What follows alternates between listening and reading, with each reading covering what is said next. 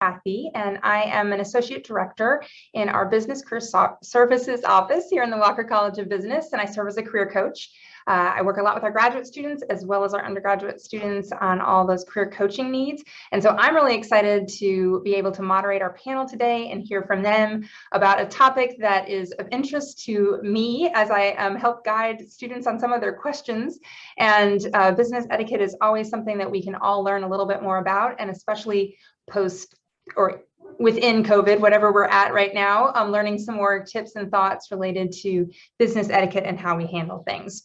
So we have a great set of panelists here with us today, and they have received some questions that I'm going to kind of ask, and we are going to have a chance to get into a lot of different topics, but I do want you all to be thinking about the questions that you have related to business etiquette, or really anything that can help you maybe in that preparation for our career fair and upcoming interviews that you might have. And so if you have questions, please feel free to put those in the chat. We also are a relatively small group, so if you want to unmute and just let us know about that, if it's a question that seems relevant to that topic right then, that would be great. I'm going to keep an eye on the chat box, but I also have Jackie being a kind of Zoom co-pilot to help me out with that. Don't always see those. So again, feel free to put it in the chat or unmute and ask away. And then at the end, also, we will leave time for your questions and get to any of those that may be in the chat that we hadn't had a chance to get to yet. So we are going to record this session so that it is available for others that weren't able to join us. I know it's a little bit early on our Wednesday morning and a bit dreary outside, so some people may be still trying to wake up. But the beauty of Zoom is that we can do this from wherever we are, and we can record it for all of you and others to get a chance to see this. So it will be available on our Business Career Services YouTube channel. So I'm actually going to make sure we can go ahead and, yep, we are recording, so wonderful. Just a couple other things for our session today. We want to make sure that if possible, that you have your video on just so our panelists can see you and get to know you a little bit as well. So if you can do that, I know not everybody can, but if you can have your video on during the session. And then of course, stay muted unless you are asking a question, just so we can keep down that extra noise. If you would like, if you want to make it easier to see kind of our panelists, we have Shelsi, Webb, and Anna Foster here with us today. You can pin them by going to their boxes and using those three dots to pin them on your screen so that they'll be kind of up there at the front so you can see them as you're speaking. So as you can see on our slide, we are here today to talk about business etiquette after COVID. We have some panelists here with us. We did have a few others, if you had noticed, on our original list, but they unfortunately had some emergencies.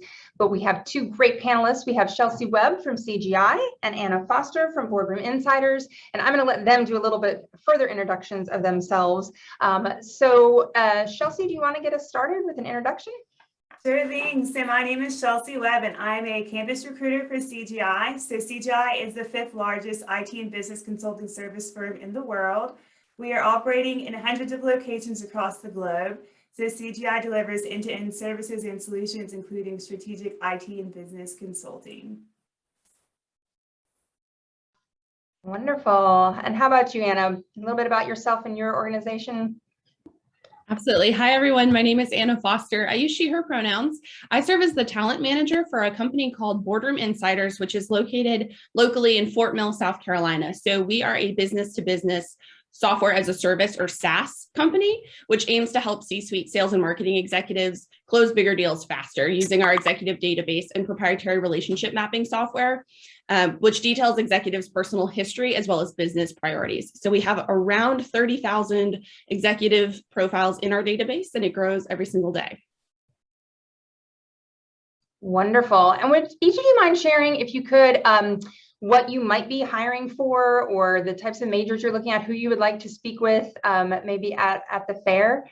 And I'll let you start with that one, and then we'll go back to Shelsi. Perfect. So we're pretty much always hiring for research analysts, and those are the people that write the database, all the profiles in it. We're also currently hiring for a sales development representative, and those are people that generate cold leads and do our prospecting for us.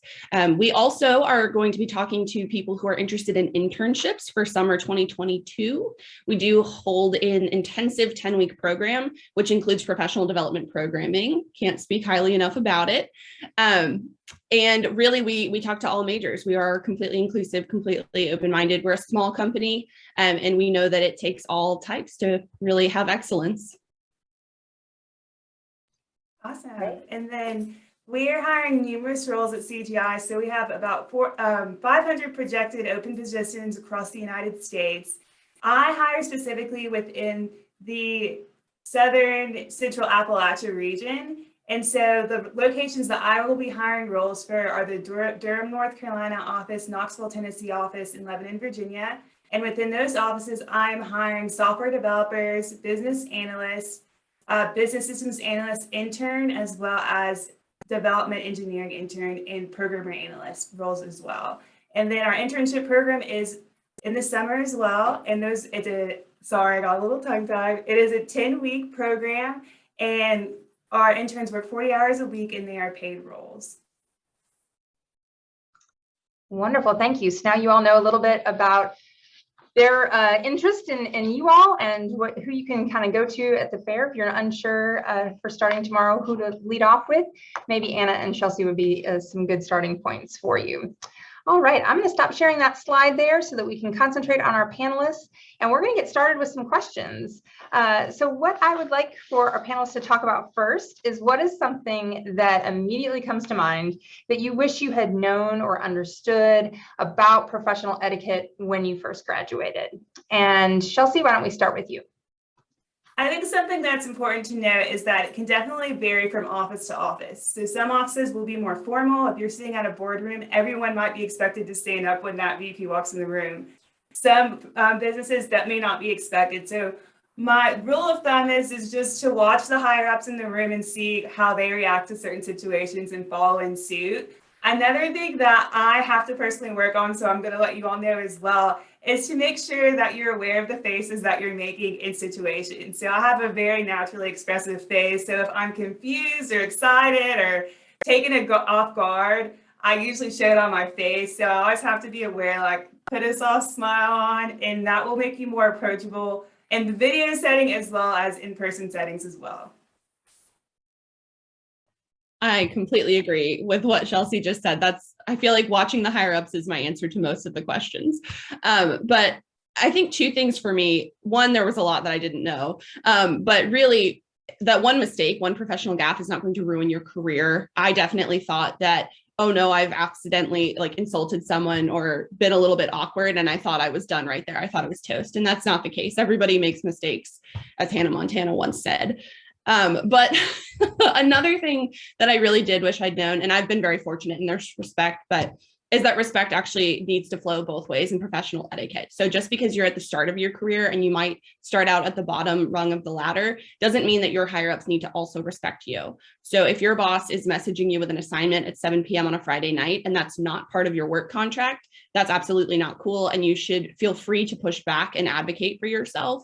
That's something that's really hard to do as a young professional, but it's something that's so important to learn early and keep doing throughout your career. Thank you. Well, one of the things that might kind of permeate throughout all of these questions would be obviously our general professional etiquette, things that we might want to know immediately for fair or interview situations, as well as kind of moving into those first professional roles. And then the other piece that is going to permeate through is kind of COVID and maybe how that has affected, changed, not changed some things that we do with professional etiquette. So I'd love to hear a little bit from you on your thoughts on, are there some professional norms, etiquette norms that have changed or evolved as a result of COVID, and some things that might be different, and kind of how you're handling those? Anna, you want to start that one? Sure. This I feel like is a very easy answer, but handshakes are no longer required. And honestly, I don't really want one. So feel free to put your hand down. I think a smile and a little wave is perfectly fine. But I think on a more serious note, one of the biggest shifts that I noticed is that the blending of basically professional and personal is commonplace now. So prior to COVID, it was a little bit weird to be asking your coworkers or even professional contacts you don't know that well, say it's a contractor you're working with for the very first time. It'd be a little bit strange to ask them how they are personally and how their families are. But after COVID, it's actually flipped. So I actually think it's almost rude when someone doesn't inquire how I am in the unprecedented times. But I think the crux of that is that the holistic person is much more important now to both employers and professionals. So it's become, honestly, probably a healthier working environment since COVID, because now I know a lot more about my coworkers, and it allows you to care more deeply about them and then work with them a lot better and respect them more in the workplace. So I think that's been one of the really positive changes that I've seen, and a shift in professional etiquette from what it used to be prior. And I definitely have similar sentiments to Anna. I'd also like to add on to it that something that we really encourage within a setting, within a video, is to make sure that you're interacting, even if you don't have your video on, like sending thumbs up when you agree with something, or hearts, or handshakes. You know, we definitely really enjoy communication within it, because we know that people are hearing what we're saying.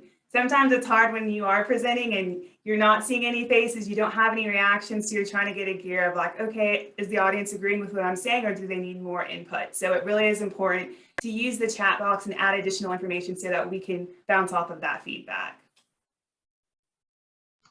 Wonderful. I wanted to go back maybe a little bit more to the handshake piece that you mentioned, Anna. So as we move into our first in-person fair in a while, and some in-person interviews as well, networking events and things that might be coming back that we haven't done in a while. And because of the handshake, we don't have a rule for tomorrow that handshaking is not allowed. So I know that there's going to be differences, maybe within organizations or just within people, about their decisions related to handshakes. So how should a student, what is best in terms of when they approach? There's going to be probably an awkward moment, but how do you think that is best handled, since there may or may not be a handshake initiated or desired?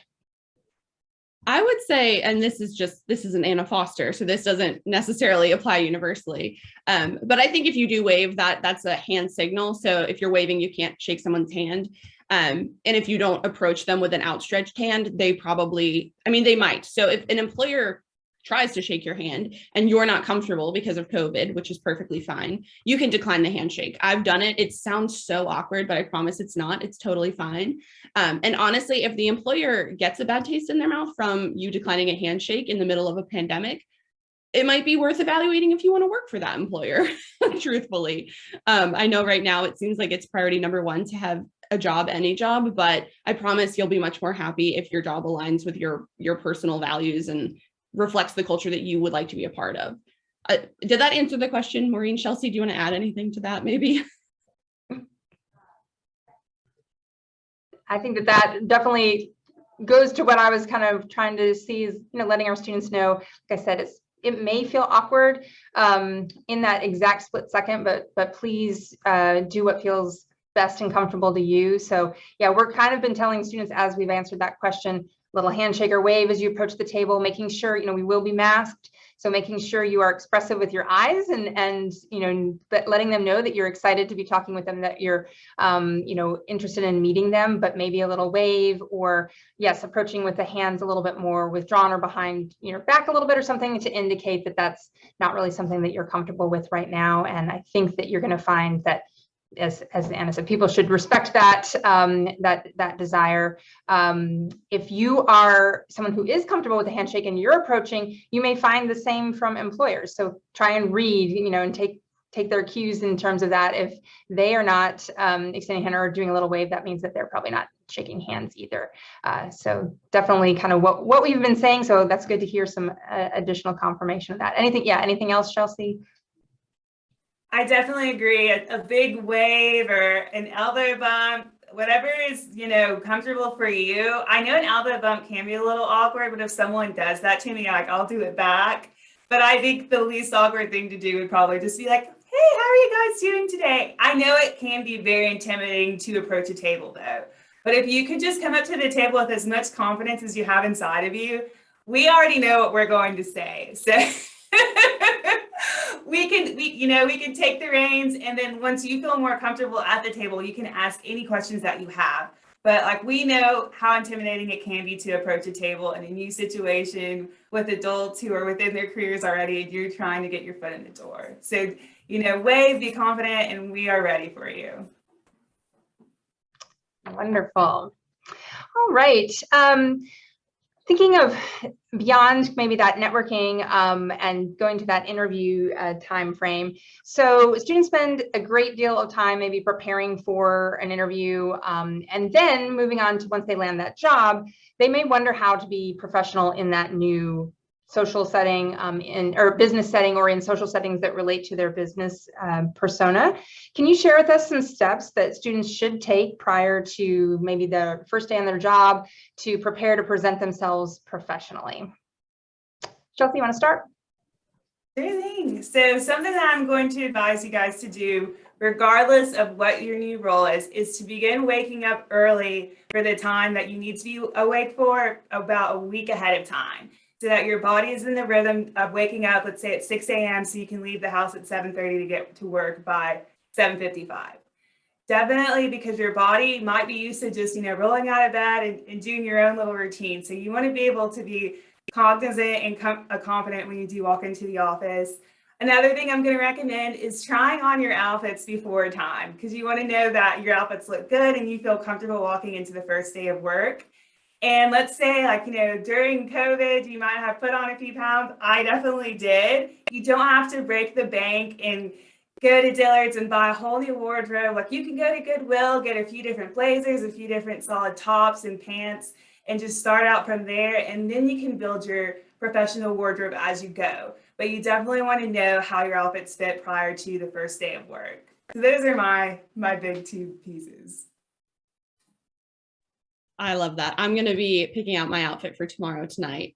I would say really you should spend probably the same amount of time, if not more, preparing for your first day on the role as you do for the interview.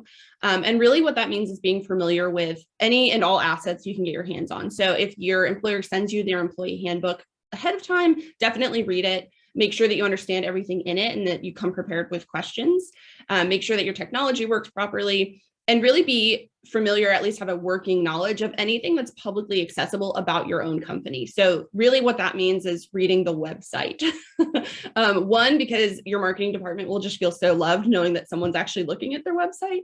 And then two, you'll show up a lot more competent, honestly. You'll already know a lot of what's being told to you in orientation, and then you can kind of show out. The other thing that you can do if you're feeling nervous about maybe your behaviors and about becoming a professional is role playing it, which sounds wacky. But really what I mean is if you're worried about, say, cussing too much, ask whoever you live with, whether that's your parents, your partners, your roommates, ask them to sort of check you as the day goes. So did you cuss too much? Hey, would you point out when I cuss? Or if you're worried about using too much TikTok slang, although I will admit we're trying to get the president of our company to call new hires besties right now. He's not picking up on it, but we're going to get there. But you can ask your roommates, hi, can you point out when I'm TikToking on accident? Because it happens to the best of us. I think you'd be surprised how easy, it's not that different from who you really are. I was worried that it would be some sort of weird professional mask and persona. That's not really who I am, but it's actually very easy to sort of transition yourself into that working professional. You don't want to scare off the 55-year-old at the company when they don't know what you're talking about. So those are some things you can do that'll hopefully help you prepare. Thank you. Wonderful advice for making us feel more comfortable, or students feel more comfortable for that first day, first kind of times on the role, particularly if this is going to be your first professional role. Many of you may or may not have had a chance either to do an internship, or perhaps your internship was virtual because of COVID, and so you may not have really experienced some of these in-person kind of professional settings. So definitely some great advice as you go into those first days. So I think we had talked a little bit. Oh, I think Anna had mentioned, or maybe it was Shelsi, sorry, standing up when a higher up comes into the room or not. So I'd love to talk a little bit about how you have found, and maybe your company's work in terms of that difference between a new hire and maybe a C-suite level person or an executive. How maybe should we think about addressing them? What maybe differences should happen or not for different levels of people that we're interacting with in terms of that hierarchy within a business? So I can speak to small businesses and startups. So generally speaking, and I to echo what Shelsi said earlier, you'll want to take your cue from people that have been in the company longer. That's really the best way to learn. But typically speaking, for a small company, it would be very strange to address someone as their last name. I would never in a million years call my boss by her last name, or our CEO for that matter. That would be very odd. And I think that really gets to the fact that we all work so closely together, and that we all it's a startup, right? So we're trying to really get the business to take off. I would say, yeah, pay attention to how you're introduced though to those people. So if your boss is introducing you to the CEO and uses their first name, then you're safe bet you can use the first name. If they're emailing you, pay attention to how they sign their name. I always sign my emails Anna, but I get so many responses that are Miss Foster, which makes me feel old and I don't like it. So then I always say, please just call me Anna. If all else fails, I do think it's probably better to be safe than sorry. And so go too formal rather than not formal enough. So with men, Mr. is fine. And with women, I always suggest that you presume that they're Ms., so unmarried. I feel like people generally take less offense to assuming that they're unmarried than that they are married. But I think that is probably a good rule of thumb. Any other additions to that, Shelsi? Anna hit all of the bases, but also too, definitely don't hesitate to ask your supervisor or your hiring manager what is the best way to address your colleagues. And some people might just let you know, like if you're like, yes, ma'am, I can't wait to work on this project. They might say, hey, you're a fellow member to myself. Like, I don't see myself as any higher. That was actually something that happened with me at CGI. I was very quick to say, yes, ma'am, no, sir. And they're like, we see you on an equal footing. Like, please don't feel like you have to use those terms, which was a great feeling for me. I'm 28 now, but I still, going into a new job, you want to feel out your waters. So definitely ask your supervisors if you are confused, but people will definitely let you know how they would like to be addressed. Would you suggest the same type of approach in terms of asking those questions related to dress? I mean, we've touched on dress a little bit, but obviously for organizations, there's a wide gamut of what is expected, and it may be in different situations. So can you speak a little bit to that kind of professional dress piece of business etiquette? Definitely. So I would encourage you all to ask your hiring manager before the first day of work, what should I wear to the office? And they will let you know. If it's a jeans office, if you are expected to have a suit on, they'll definitely let you know. And then just take cues from your coworkers as your time with the company progresses. So if you notice what things are wearing, like styles are changing, you can follow in suit, but don't ever hesitate to ask a question that you have about something that you wear to work. I would just add to that too, a lot of companies utilize a mentorship model for their new hires. We do at Boardroom Insiders. And so we actually connect our new hires with their mentor a day or two ahead of time so that they can ask, what should I wear? Particularly the women, because sometimes that's even more complex and confusing. But echoing everything else Shelsi said, if you can work for a jeans company, that's great. We're a jeans company, can't speak highly enough about it. Real quick, related to that. So Anna, with Boardroom Insiders, being a jeans company, if the students know that, what though should they take into consideration maybe when they go to an interview with Boardroom Insiders? That's a great question. So obviously interview dress is always more formal than it will be in the office. So business casual, if you want to wear, also a lot of our interviews right now are virtual, just because, COVID, enough said. So if you want to just dress from the waist up, please wear some sort of pants though. You'd think that would go without saying, especially after 2 years of this, but you'd be surprised. So what I'm wearing now would be fine to wear to an interview. I think I wore maybe this shirt, to be honest, when I interviewed. But if it is an in-person interview, obviously you'll want to be, probably slacks or maybe a skirt or a dress. A blazer is always it's fun to see your coworkers dress up sometimes. So I think always go more formal than not for an interview. Shelsi, is that the same kind of with you, or do you have a different thoughts on that for CGI or your experience? Yeah, so I'm a bit new with CGI. I started in June, and the majority of my tenure has been remote. So typically it's having a presentable blouse. Today I have a CGI polo on because I'm representing CGI in the situation. But definitely make sure that you wear pants, wear something that you feel comfortable in. And, you know, don't ever hesitate to let people know, like, if this is, oh, sorry, I'm getting pings. But my coworkers in the background should have muted that. Don't ever like hesitate to let someone know, like, that you do have any questions. I know I just said that, but I want to reiterate that if you do have any questions about outfits, and also too, if it's a casual company, but you love to dress up, like, you still can dress up. You need to express yourself and what you feel confident in. So definitely don't hesitate to dress up if that's something that you want to do. Thank you. So I think we touched a little bit on the beginning thoughts of email etiquette with names and addressing people, but I'd love to know more of your thoughts on email etiquette, things that you either have experienced, maybe even mistakes that you or others that you know of may have made, and things that students should be aware of, since it might be a little, it's different than texting. It's different, you know, when you get into that business email kind of world, it might be a little bit different. So I'd love to hear all your thoughts on that. Either one of you can start. I don't know who wants to jump in. I'll go first this time, Shelsi, and then we'll switch. So I once had an intern whose Gmail avatar, like that little picture, was a gorilla. Please don't be that person. That was painful for me. I did ask them to change it and they did not, and that was just painful. But I think more importantly, I think sometimes young professionals get a little bit too familiar in emails. I do a lot of work with college students, and granted, I'm a little bit fuddy-duddy in this sense. I'm a little old-fashioned in this regard, but you typically will want to have some sort of relevant and informational subject line. So please tell me what I'm opening before I open it so I can avoid it if I don't want to open it. And then the body of your email should have the 3 parts. So a greeting, the request or the reason that you're writing, and then some sort of farewell. I will say a couple best practices. Always check whether you're replying or replying all. I'm sure we've all had that moment of dread when you accidentally reply all and you're like, whoop, oops. But also making sure that you've CC'd everyone that's relevant the first time around, just because it's annoying to have to go back to add somebody to the thread who you might have missed the first time.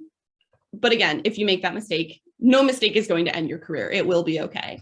And then just replying in the thread if it's relevant, and if it's a different conversation, start a new thread. Those are just some like very easy guides that no one really ever says that I find to be super, super helpful. And then the other thing I'll add is always, if you're not sure, ask. I know Shelsi said that like a lot, but it's so true. Your employers are people too, so please don't feel like we're scary, because we're not. But if people are using some sort of lingo in an email thread that you don't know what it means, just ask.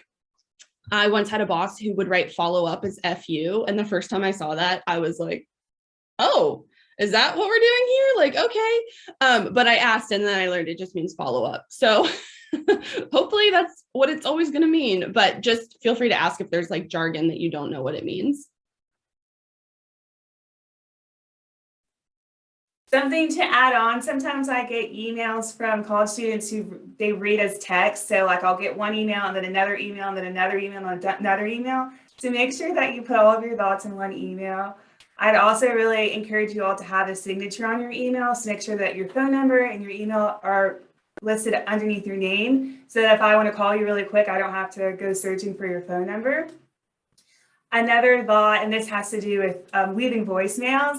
So if I leave a voicemail and then you call me back and you leave a voicemail, please remember to say your name and your university, so that when I give you a call back, I know who I'm calling, instead of having to like see the phone number on my phone and then search in the computer for like who this number belongs to. So those are just a few helpful tips. Related to voicemail, Shelsi, we've had some people ask before. I know for most students now, I'm generalizing, but they don't always have a outgoing voicemail message. Like with their cell phone, it might just be the number, the pre-recorded thing. Is that okay? Do you prefer to have students have some sort of outgoing message if they're actively in this job seeking and interviewing kind of space? I highly encourage to have an outgoing message. It makes things a lot easier. Another note too with phones is that I do have a work cell phone. So sometimes if I can't get a hold of someone via calling them, I'll shoot them a text.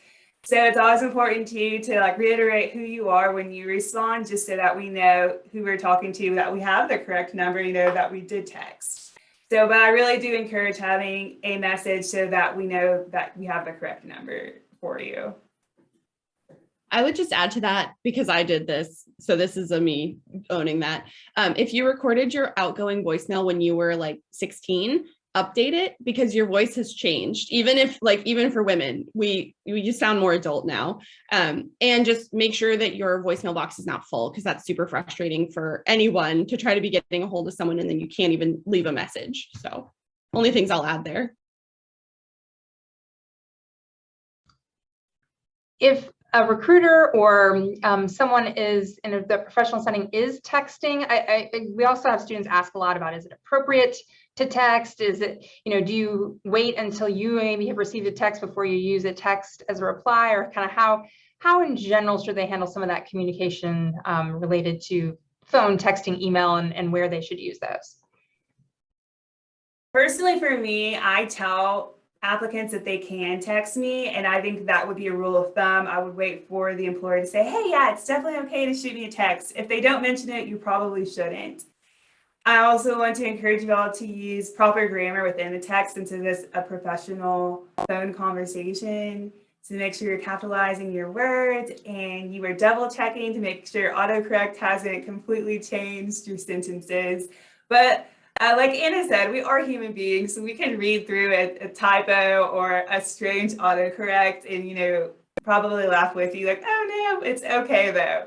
But definitely make sure that you are making sure there aren't any typos and that you're including your name within the text messages.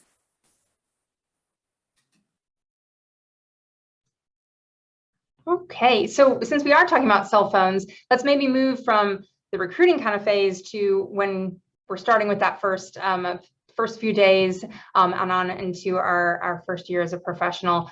Cell phones at work. I know there's work cell phones, there's non-work cell phones. We're used to having those kind of attached to us. So talk a little bit about your experience and your thoughts on etiquette related to cell phones at work. So we do not have work phones. We use our personal cell phones. Again, startup life. I would say I've always been fine with using my phone, and I think it's fine for others to use their phone. Again, you're a full person, and I don't think anyone should expect their employees to work like 8 hours a day, heads down, not thinking about like their personal life whatsoever. I think that's a little bit unrealistic and unreasonable. I would say you just want to be careful. Obviously, you don't want to be on Twitter every time your boss walks by. That doesn't look good for anyone. And I would definitely save TikTok for breaks, and hide in the bathroom if you need to, if you just need a little TikTok break. Just because, as y'all know, you never know what's going to come across your For You page, and it might not be something you would want, like, again, your boss to see over your shoulder. But I think it's totally fine. And it's even fine to also like take personal calls, I think, sometimes during the day. Again, be mindful of how much time you're doing that, but your boss knows you're a full human with obligations and a life. So that hopefully is helpful. To add to that, I would encourage you all, like if you are taking calls at work on your personal cell phone, make sure it's not on speakerphone. So if you take it on the call, if it's a FaceTime, I would recommend definitely going outside or to the restroom, because that's going to project and distract a lot of people. I encourage you all to invest in a set of headphones if you don't have some already, so that, if you're somebody who likes to work and have a podcast in or something like that, you can listen to it and not distract others around you within your work setting. How about with technology and maybe a business meeting, someplace where you're like that, and you using the cell phone or having your laptop? Obviously, a lot of times that's work related or notes related, but how kind of have you found that to take place within that work setting, if that makes sense?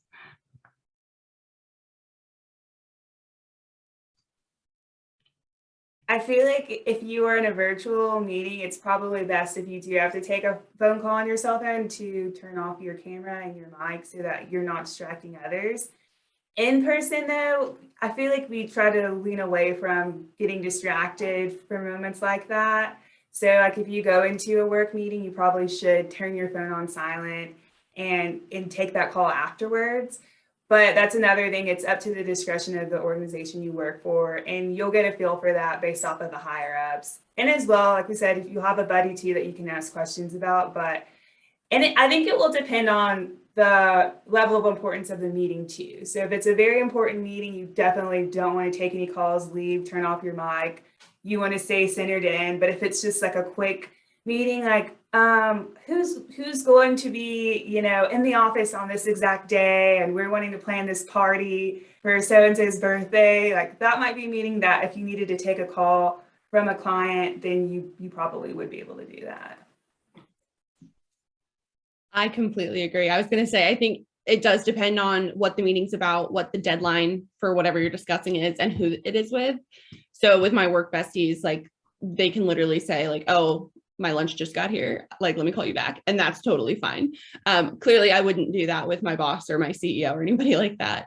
The only thing I would really add is if you are in an in-person meeting, just make sure that the sound is turned off on your computer, because you probably will be getting emails or, like what Shelsi said, the dings come in constantly. And so nobody wants to be listening to all of those. And especially if you're in a meeting with a lot of people, it's possible you'll all be getting the same dings. And so you really don't want to be listening to 40 of those dings at this, like going at the same time. But I think she hit the rest of it on the head. Thank you. With additional technology kind of questions, what about following coworkers on Instagram, on other social media sites? How about higher ups? Like how do you handle social media as a professional in a business etiquette way? So I'll say, just for me, just for Anna Foster, this is a no. It's like an ick to me. If y'all are familiar, I do follow 2 of my coworkers, but only because those are people I consider friends and would continue to be friends with should any of us find different employment. I think if you want to follow coworkers on social media, then there's like 3 things I would consider. One is, does anyone else follow each other? Because if not, that might be really strange, especially as a new hire. You're like kind of coming in from the outside and now you want to like follow me on social, like that's a little strange. But if everyone else is doing it, then it's probably okay. But also, do you have more power in the workplace than the person you're requesting to follow? I know that you guys are probably going to be at the start of your careers, but you'll have interns before you know it. And so honestly, for me, that's a no. A lot of times interns don't fully understand their workplace rights. And so you don't want to pressure them by asking to follow. But as you move up the workforce and up the ladder, again, you still don't want to pressure your reports to let you follow them on social. And then the third thing is, do you have more power culturally than the other person? So particularly across gender and age, I work in HR, so I'm very aware of this, but you wouldn't believe the number of times, not at Boardroom Insiders, this is not a Boardroom Insiders thing, but some employees will accidentally harass others because they're unaware of the perceived power dynamics in the room. So if you're a 45-year-old man, probably don't follow the 22-year-old social media marketing coordinator on Instagram. So, and if you're going to stalk the public account of like the cute guy in accounting, just watch your thumbs. Please, obviously try not to like that picture of them on family vacation from like 370 weeks ago. That's never a good look. I agree. I would say only add your coworkers on LinkedIn because that's what it's for. But definitely you do want to have a healthy work-life balance. And as you move into your professional roles, I would encourage you to make your Instagram settings private because, anyone can find you, anyone can screenshot things that you posted. So if you don't want the whole world to see, you might want to lock up your profile and be very careful about the things that you post on social media. That's a major retweet. That is what our research analysts stalk the social media profiles of all the executives. And sometimes there are things that are just harrowing. Good to think of all those things, even prior to getting into that role. Thinking about your social media presence as you're interviewing, I think is also something to start now to think about, like you said, locking that down or what might be out there for others to see. So we talked about a lot of different topics. I haven't seen anything in the chat yet, but again, students, if you want to put something in the chat, I'm going to ask maybe one final kind of a broad question and then open things up for your questions. So be thinking about what maybe we haven't thought to hit on that's a burning question for you. But for both Shelsi and Anna, what are some other maybe professional mistakes that you have seen first-year hires make or that you've been aware of that we want to try and avoid if possible? And then is there any last bit of advice on the positive side for something that we should be doing?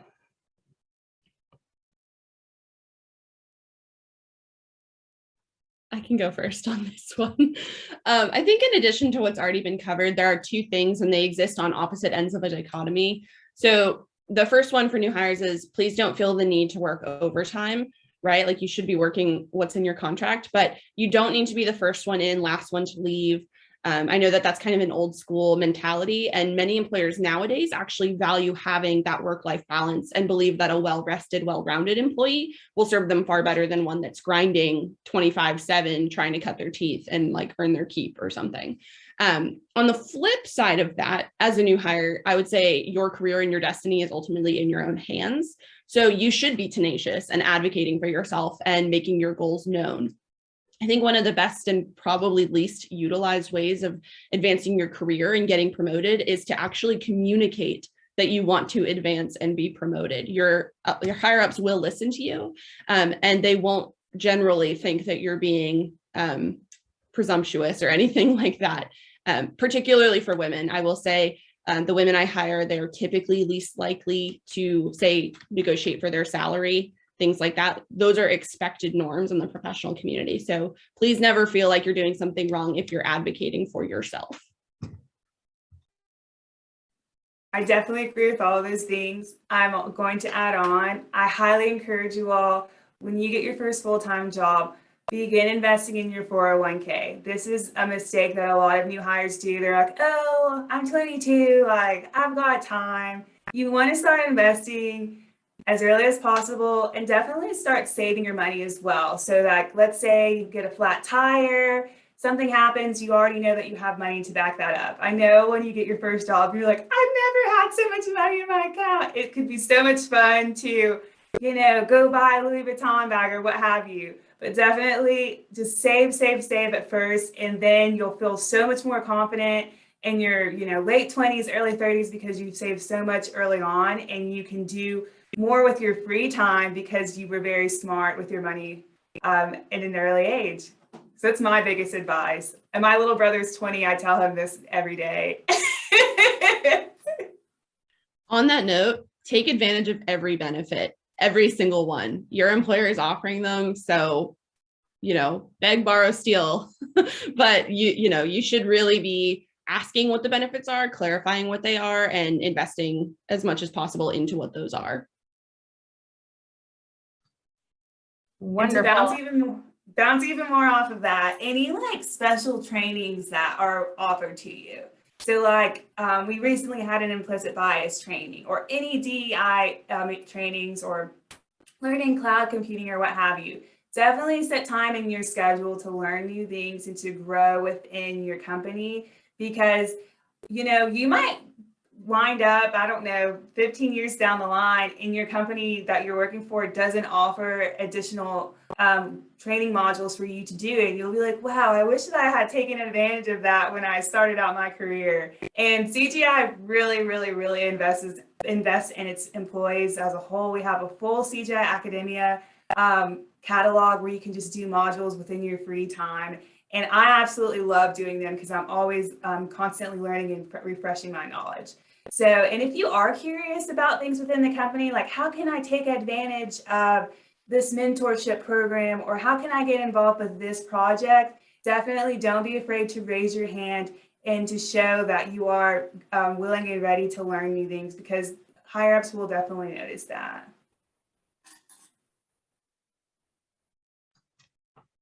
Thank you so much. Great advice. And I know there might be some more to come with questions. I did want to remind all of our students that forgot to say this at the beginning, we do have our drawing at the end of our session here. So you have to be present to win. So hang out with us just a little bit longer, and we will draw for a package that I think CGI has presented. And so you want to be able to do that. But why don't we open it up now? Again, if you are most comfortable putting a question in the chat, please feel free to do that and I can ask.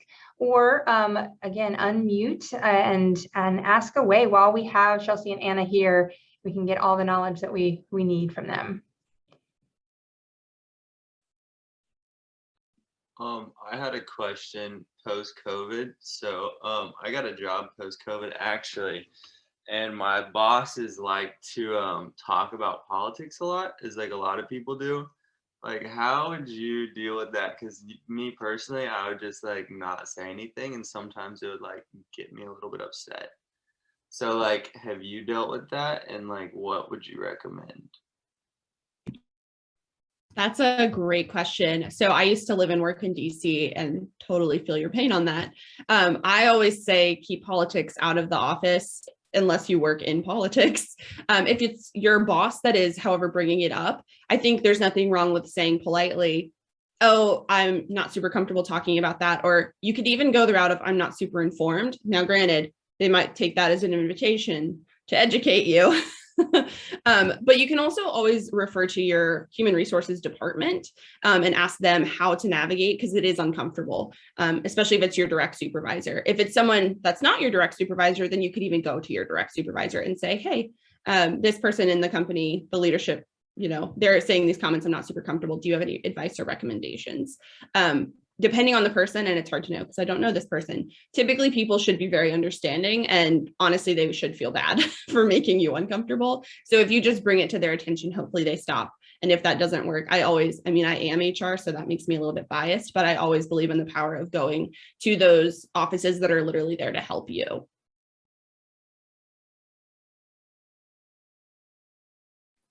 I'd echo the exact same things. Definitely say, I'm not comfortable with this conversation. If they say something hurtful back to you, or if it just continues, definitely take it to HR so that we can handle it in the correct manner. Cool, thank you. So I had one question regarding like the communication dynamics with tools such as Slack and Teams. So any small differences between that and email would be very interesting to hear about. I guess I can start.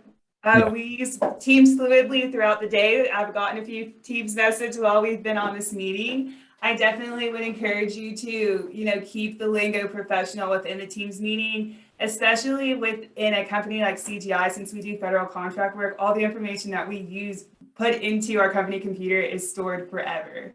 So be cognizant of the things that you're saying. But there are times where we do joke a little bit, put a few memes and GIFs in there, but just to be cognizant that it is a work environment and to post appropriate things. Yeah, we use Slack, and honestly, we almost never email each other. I don't know what the last time I got an in-company email, but with Slack, you can have different channels. So I would say being cognizant of what the channels are and using them appropriately. So we have a full company channel. I'm looking at it right now, but we also have some fun ones, right? So we have one for gym, like for working out. So you can invite people to come work out, or you can post your stats. Granted, I'm not super active in that one.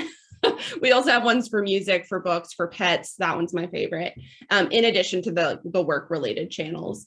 But like Shelsi said, you also have direct messaging, and your super admin on the account can download any of that at any time. So just be super mindful. Probably try not to gossip too much in the Slack. But also it can be super easy to send messages this way, and it's great, but try not to send too many, right? Because people are trying to work. And if it is something like important, time sensitive, then you will want to email it. And you can just let your boss know, hey, I Slacked you this, or via Slack, I emailed you this thing. But yeah, I love Slack. It's super fun. Thank you. I'm going to add one last thing in, because this was actually an error that I made recently. I was trying to send resumes to a coworker via Teams, and I didn't let her know beforehand, hey, I'm about to send you 50 resumes. And she was in a meeting similar to this. So she was getting like pings, like ding, ding, ding, ding, ding from me because I was sending her these resumes via Teams. So it's important before you do something like that to definitely let your coworker know, like, hey, I'm about to send you a lot of information. You might want to mute your chat from me so you're not getting overwhelmed with alerts. All right, thank you so much.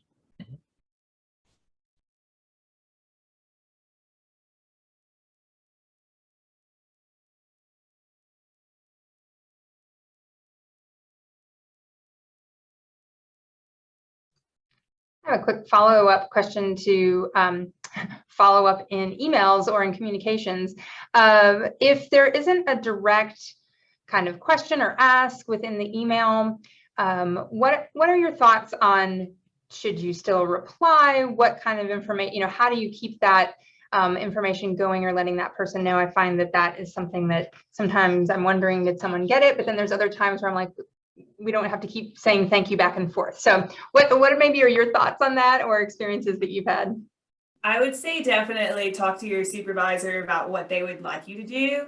I've had supervisors who are like, I want you to tell me received, thank you. And just so I know that you got it. Others are like, I know that you got it. Don't worry about it. Like, I don't need a message every time I send you something. So definitely check in with your teammates, those who you work with frequently, say like, how would you like me to handle this? And they'll let you know the best practice to follow in suit. But to start out with, I would just, as a general practice, say received thank you. And then if they tell you that they don't want you to do that anymore, then you can stop doing it. I totally agree. I will say, if you get an email from a supervisor or someone that's like above you in the company and it doesn't seem to have an ask, you can always ask, like in your response, be like, saw your message, like sounds good, could you clarify? Because typically they wouldn't email you if there wasn't a purpose. Sometimes when people email me like laterally, so people that are like on the same level with me at work, and I like, obviously we've had the thread, it's going, and there's not an ask in the email, then you probably don't need to respond most of the time. But if it's like a document is being sent, if there's any kind of action item, like Shelsi said, you'll want to confirm that you received it. All right. Any other questions that students out there might have while we have these resources available to us?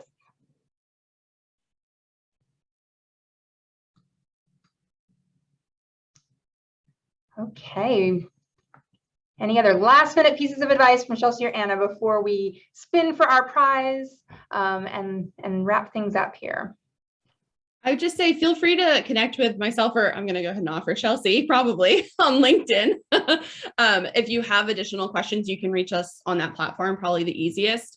Or if you just like have questions like advice needed, even if you're not looking for a job at either one of our companies, I'm sure we'd be happy to help. And again, even if you're not looking for a job, come say hi to us tomorrow. We would love to see some familiar faces and, get some traffic at the booths. Definitely don't hesitate to reach out to me on LinkedIn. My name is Shelsi Webb with an SH, like a seashell. Shoot me a message, ask me a question, and I will get back to you in a timely manner. All right. Well, seeing no other questions, I want to thank you both very much. Thank you, Anna. Thank you, Shelsi, for spending your morning with us, for all the great thoughts